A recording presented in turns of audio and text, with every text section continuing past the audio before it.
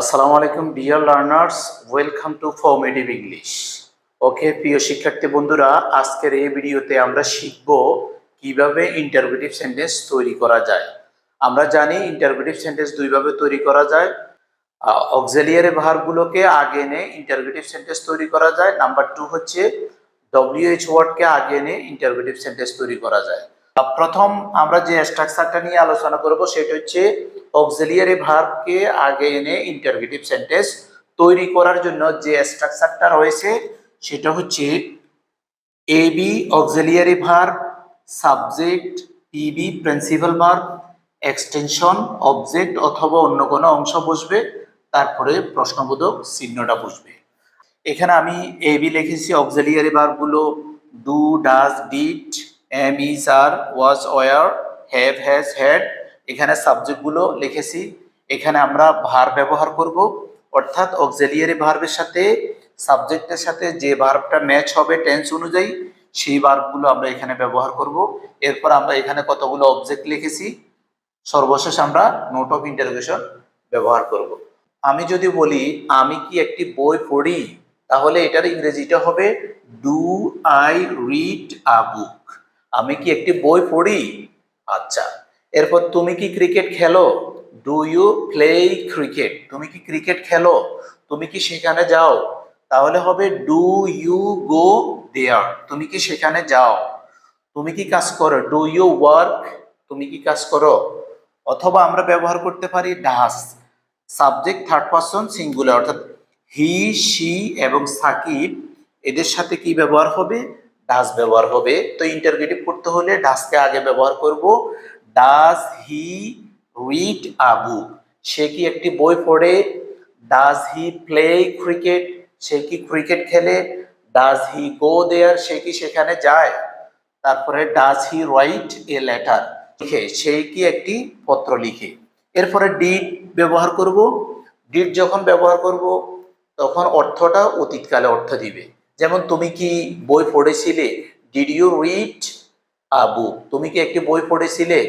তুমি কি মার্কেটে গিয়েছিলে, did you go to market. তুমি কি মার্কেটে গিয়েছিলে। এবার আমরা ব্যবহার করব am, is, are, was, were. যখন আমরা এই পাঁচটা ভার্ব ব্যবহার করব, তারপরে সাবজেক্ট, এরপরে পিবির জায়গায় আমরা ব্যবহার করব বি1 প্লাস আইএনজি। অর্থাৎ এটা হচ্ছে প্রেজেন্ট কন্টিনিউয়াস টেন্স এবং ফার্স্ট কন্টিনিউয়াস টেন্সের ক্ষেত্রে ভার্বের প্রেজেন্ট ফর্মের সাথে আইএনজি ব্যবহার হবে। এই ভার্বগুলোর সাথে আমরা এখন আইএনজি ব্যবহার করব।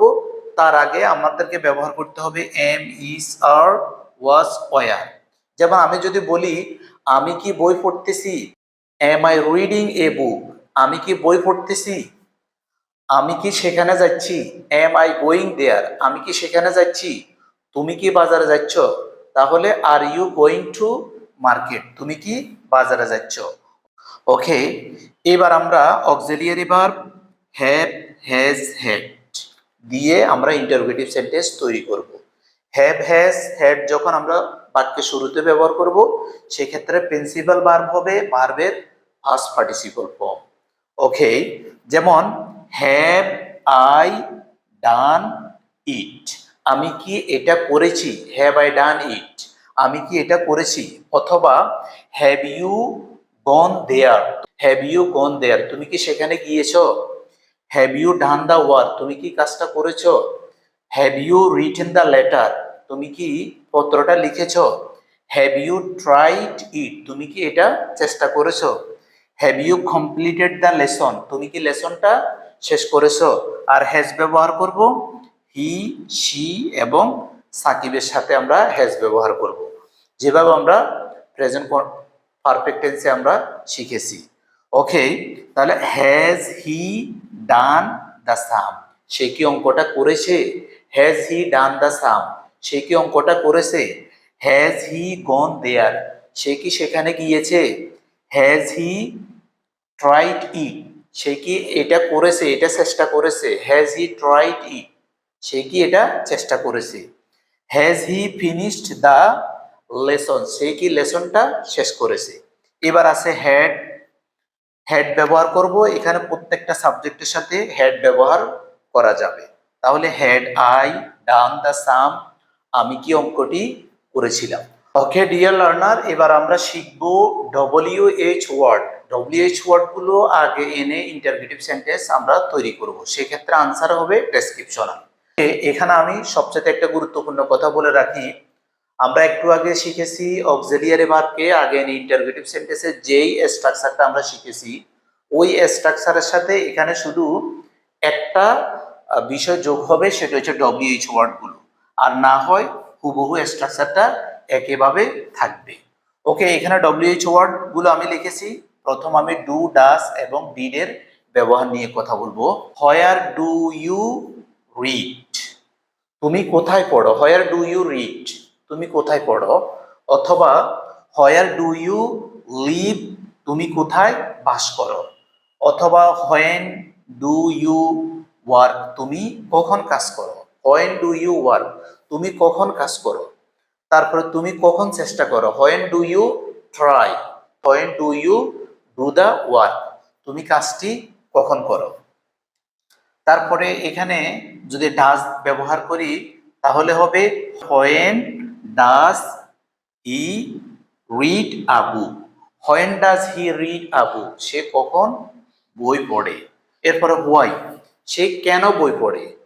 Why does he read a book, সে কেন একটি বই পড়ে।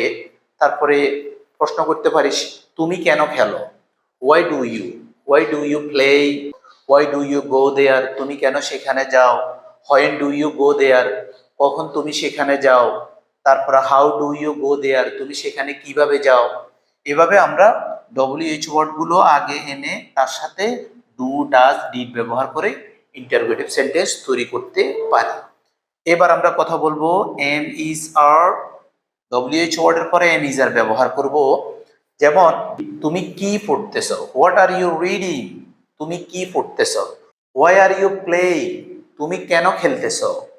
হোয়াই আর ইউ গোয়িং, তুমি কেন যাচ্ছ। হোয়াট আর ইউ রাইটিং, তুমি কি লিখতেছো।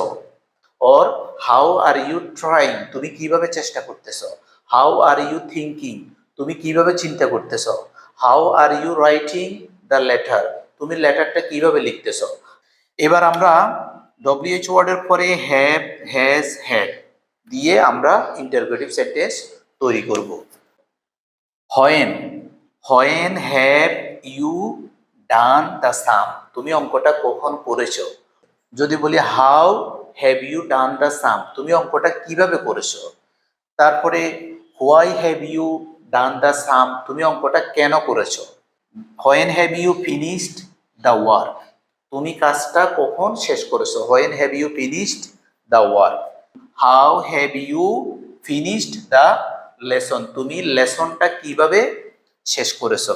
আর যদি হ্যাজ ব্যবহার করি সেক্ষেত্রে আমরা হি ব্যবহার করব। He, she, Sakib third person singular নাম্বারের সাথে হ্যাজ ব্যবহার হবে। ওকে, যদি আমরা বলি when has he gone to market, সে মার্কেটে কখন গিয়েছে। When has he played cricket, সে ক্রিকেট কখন খেলেছে। When has he made a plan, সে কখন একটা পরিকল্পনা তৈরি করেছে। ওকে প্রিয় শিক্ষার্থী বন্ধুরা, আমরা আজকের এই ভিডিও থেকে আমরা জেনেছি যে দুইভাবে ইন্টারোগেটিভ সেন্টেন্স তৈরি করা যায়। একটা হচ্ছে নাম্বার 1 হচ্ছে অক্সিলিয়ারি ভার্বগুলোকে আগে এনে ইন্টারোগেটিভ সেন্টেন্স তৈরি করা যায়। নাম্বার 2 হচ্ছে WH ওয়ার্ডগুলোকে আগে ব্যবহার করে ইন্টারোগেটিভ সেন্টেন্স তৈরি করা যায়।